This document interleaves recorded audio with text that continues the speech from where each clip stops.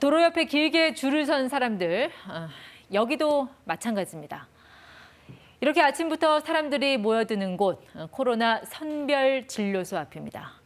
신규 확진 1,212명, 잡히는 듯하던 확진자 수가 다시 4자릿수로 올라섰습니다. 감염내과 전문의 신상엽 한국의학연구소 학술위원장과 현재 상황 진단해 보겠습니다. 네, 교수님 어서 오십시오. 안녕하세요. 지난 연말 크리스마스 때 악몽이 다시 떠오르네요. 거의 6개월 만에 1,000명대로 다시 올라섰는데 어떻게 보세요? 이게 4차 대유행에 들어섰다 이렇게 봐야 되는 겁니까? 그렇게 볼 수 있을 것 같습니다. 지금 최근 들어서 이제 인도발 델타 변이가 이제 지역사회 유행하면서 네. 그 유행의 정도를 나타내는 감염 재생산 지수가 올라가고 확진자 수가 증가하는 그런 양상이 지금 네. 어찌 보면 유행의 초입 정도 되는 그런 네. 상황이라고 볼 수 있겠습니다. 방금 감염 재생산 지수 말씀하셨는데 네. 이 델타 변이 바이러스의 경우 기존 코로나 바이러스에 비해서 그 지수가 얼마나 더 높게 나타나나요? 이 감염 재생산 지수는 한 명이 몇 명을 감염시키는지를 나타내는 그런 수치로 얘기를 하는데요.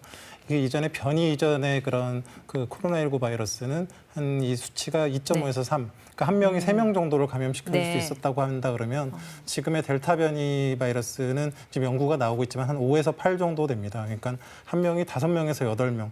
그러니까 기존의 변이 이전 바이러스보다 한 2배 정도의 그런 전파력이 강하기 때문에 이런 유행을 촉발할 수 있는 그런 근거가 되게 됐습니다. 네, 지난번 3차 대유행 때는 보시는 것처럼 겨울이었고 지금은 여름인데 여름은 보통 바이러스 활동력이 급격히 떨어지는 시기잖아요. 그런데도 이렇게 확진자 수가 폭발하는 가장 결정적인 이유는 어디에 있다고 보시나요?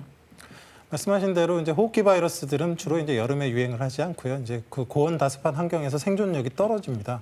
그런데 이 델타 변이 바이러스 같은 경우는 워낙에 전파력이 높고 네. 특징 자체가 지금 산밀에 밀접한 공간에서 네. 이런 대규모 유행이 나타나고 있어서 여름이라고 할지라도 네. 실내를 중심으로 이제 유행이 나타나고 있는 것 같습니다. 그러니까 변이 바이러스가 결국 계절적인 요인까지도 무력화시켰다고 그렇죠. 보시는 거군요.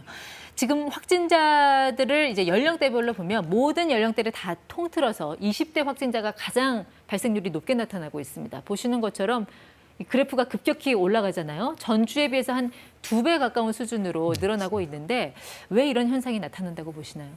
1차적으로 지금 6월 말까지 이제 예방접종 자체가 국내에서 60세 이상 어르신들을 중심으로 이제 진행이 됐기 때문에 네. 20대들 같은 경우는 상대적으로 이제 백신을 접종한 숫자가 굉장히 적고요. 네. 또 하나가 이제 20대 같은 젊은 층들은 걸리더라도 증상이 거의 없거나 굉장히 경미합니다. 네. 그러니까 걸린 다음에 이제 유행이 이렇게 나타나는 것들을 인지하기가 굉장히 어렵기 때문에 네. 이미 퍼진 다음에 이제 유행을 인지해서 확인이 되는 경우가 많아서 초기 진단과 방역이 어려운 특징들이 있어서 나중에 이제 숫자들이 급격하게 느는 그런 특징을 보이게 됩니다. 그렇다면 결국 이게 활동 반경이 넓은 20대, 30대, 40대 젊은 층을 중심으로 백신을 좀 빨리 맞춰야 되는 거 아닌가요?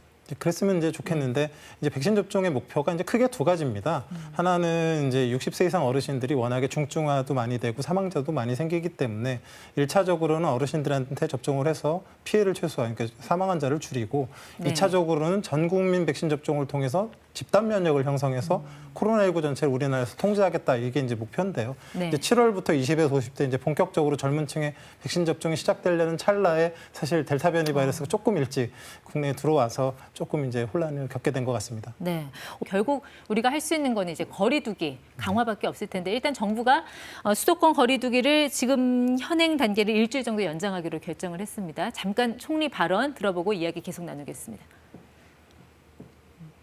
2, 3일 더 지켜보다가 그래도 이 상황이 잡히지 않으면 새로운 거리두기의 가장 강력한 단계까지도 우리가 조치를 취해야 될 수도 있습니다. 네, 이 새로운 거리두기의 가장 강력한 단계라고 하는 거는 결국 이제 4단계를 의미하는 건데 맞습니다. 4단계로 가면 어떤 게 좀 먼저 달라집니까? 일단 4단계로 가게 되면 네. 이제 주간과 야간으로 나눠지게 되는데 주간에는 이제 4인까지 모임이 가능하게 되고요. 야간에는 2인 정도까지 모임이 되고 야간이라고 하면 몇 시부터? 이제 오후 6시부터를 6시 이후부터. 그럼 6시 이후부터는 사실상 그냥 집에 있으란 얘기네요. 그렇죠. 이제 가급적이면 일찍 집에 들어가서 모임을 자제해달라는 그런 의미로 받아들이시면 될 것 같습니다. 네. 그 외에도 이제 결혼식, 장례식은 친족만 이제 참석이 가능하고요. 그 외에 집회나 시위는 원칙적으로 금지되고 이제 식당과 카페는 3단계랑 동일하게 10시까지만 운영이 되게 됩니다. 일단 그러니까 2, 3일 정도 상황을 지켜본 뒤에 이제 격상 여부를 결정하겠다는 게 정부 방침인 것 같은데 현행 단계를 일주일 연장을 했지만 몇 가지 추가적인 조치가 좀 나왔습니다. 이제 서울시 같은 경우는 심야 시간대 지하철을 20% 감축 운행하고요. 또 선별 진료소 확대하고 젊은 층에 대해서는 좀 찾아가는 선별 진료소를 만들겠다. 자, 이런 조치로 어느 정도 좀 확산세를 잡을 수 있다고 보세요?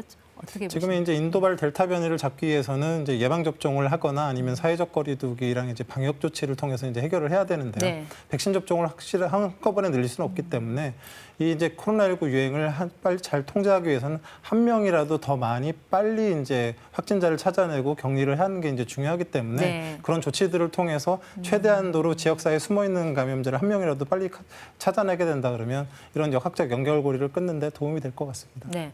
2, 3일간의 그 확진자 그 증가 추이를 지켜보겠다고 했는데 교수님 전망으로는 어떻게 보세요? 앞으로 이 확진자 수가 계속 1,000명대를 유지할 걸로 보시나요? 어느 정도로 전망을 하시나요? 뭐 이 상태에서 이제 좀 정점을 찍고 내려갔으면 좋겠는데 혹시라도 그렇게 되지 않는다 그러면 어쩔 수 없이 사회적 거리두기 단계를 좀 올려서 네. 시간을 벌면서 백신 접종자 수를 최대한으로 늘려서 이 이제 유행을 좀 타개해 나가야 될 것 같습니다.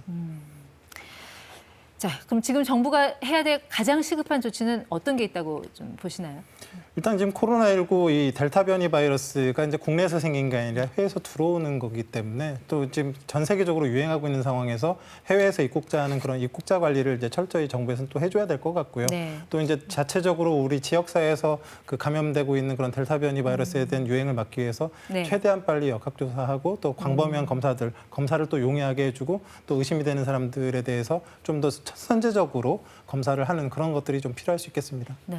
이제 코로나19 예방 효과가 94%에 달했던 화이자 백신이 델타 변이 이후에는 64%로 하락했다는 연구 결과가 있습니다. 왜 이렇게 됐는지 그리고 해법은 어떤 게 있는지 좀 여쭤볼까요?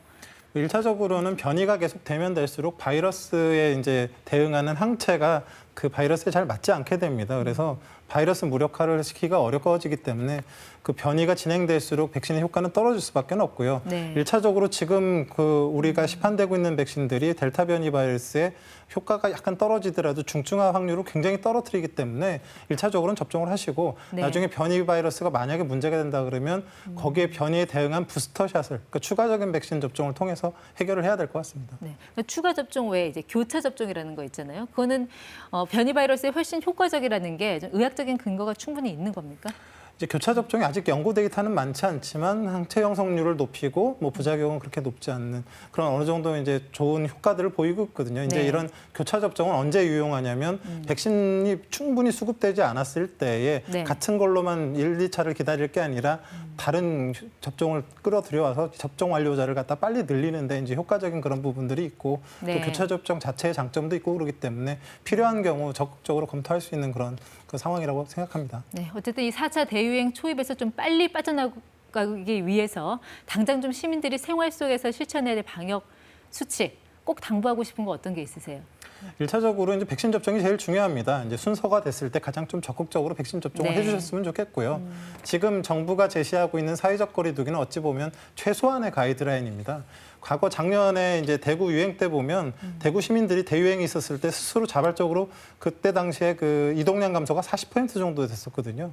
그러니까 이런 위험에 스스로가 잘 대비해서 사회적 거리두기를 나름대로 이제 철저히 지켜주시면 국민들이 그런 모습들을 네. 보여주신다 그러면 보다 더 빨리 이 유행을 통제할 수 있지 않을까 생각합니다. 네, 새로운 변이 바이러스라는 뭐 위기에 봉착했지만 방역의 초심으로 돌아간다면 또 해결할 방법이 나오지 않을까 하는 생각이 듭니다. 지금까지 ETY 신상엽 학술위원장과 함께했습니다. 네, 고맙습니다.